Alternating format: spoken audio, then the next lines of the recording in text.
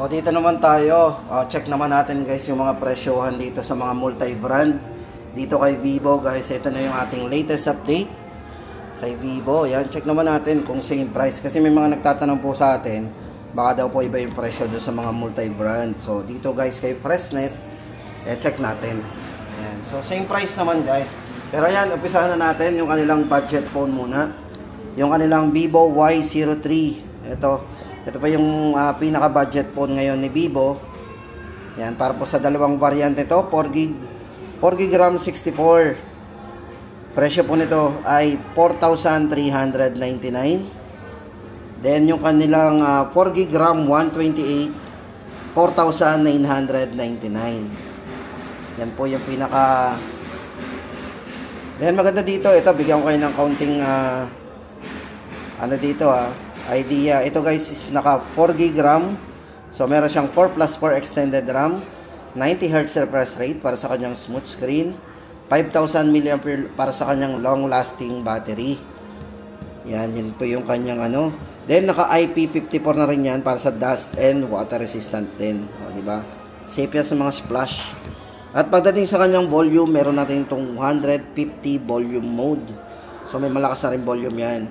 At syempre, naka ultra game mode dyan, multi-turbo, 5.5.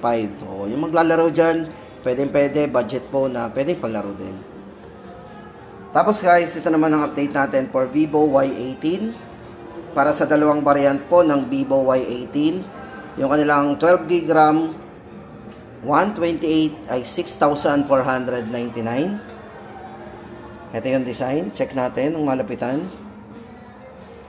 Bali ito po ay yan, para naman po sa isang variant nito, yung 16GB RAM 256. Kung gusto naman natin na mas malaki ang internal storage, malaki din ang RAM, discounted po yan. Dating 7,999, ngayon po ay 7,499. Naka-discount po tayo ng 500. Ulitin po natin ang presyo nito para doon sa 128, 6,499. Then 7,499 po para sa 256GB. So ano bang meron dito guys kay Vivo Y18? Ito yung may multi-style portrait night camera. Then yung liwanag naman po ng brightness nito pagdating sa screen is naka 840 nits na high brightness. O di ba? Para sa kanyang display, IP54 na rin para sa kanyang water and dust resistant din. 5,000 mAh battery, pang all day battery natin, at fast charging na din with 15 watts. O, di ba? 90Hz refresh rate sa screen, naka multi-turbo 5.5 din. At latest version po ng Android ito ay naka Android 14 OS na, pan-touch OS 14 ang gamit po niya. Vivo Y18. Then next po natin is Vivo Y28. For Vivo Y28, 2 variants din po ito. Ang ganda naman ito. Parang parang pang girl ang datingan. Ito Vivo Y28 guys pero siguro itong kulay lang na to. May iba pa naman po itong kulay guys, tulad ng black. So yung parang green yun, ganun.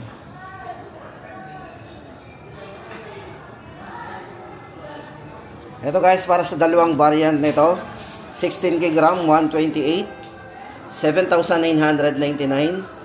At 16GB RAM 256 po nito is 9,999. Kung gusto natin ng 256, 9,999. Then Vivo Y100. Ito, kumustahin na natin si Vivo Y100. Ito po, nag-markdown po ang presyo nito. Unahin po natin yung kanyang 128GB, 8GB RAM 128. Dating 12,499. Ngayon po ay 10,999 na lang. So, 11,000 na lang siya. Then, yung kanyang dating 13,999, ngayon po ay 11,999 na lang. So, 11,999. 8GB 256. So, ano bang meron dito kay Vivo Y100? Ito, fast charging. Unang-una po dito, ito ay naka 80 watts fast charge with 5,000 mAh battery. 120Hz po yung refresh rate na nito. Naka full high definition display na rin po. Napakaliwanag na rin po ang display nito.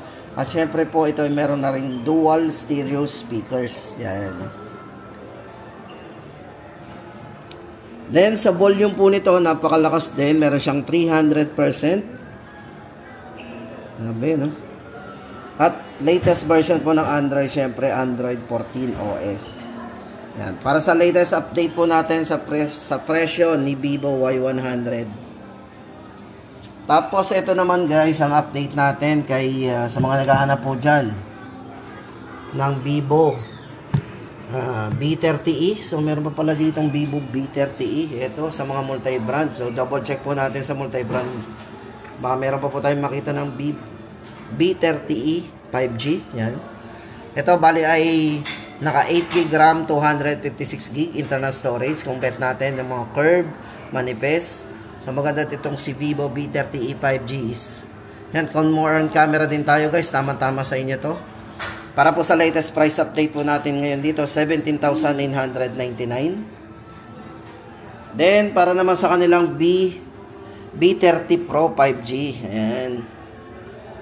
Ito pong si B30 Pro 5G guys ay 34,999. Kasi sa mga ibang store hindi natin nakikita yung mga ibang model na ganito.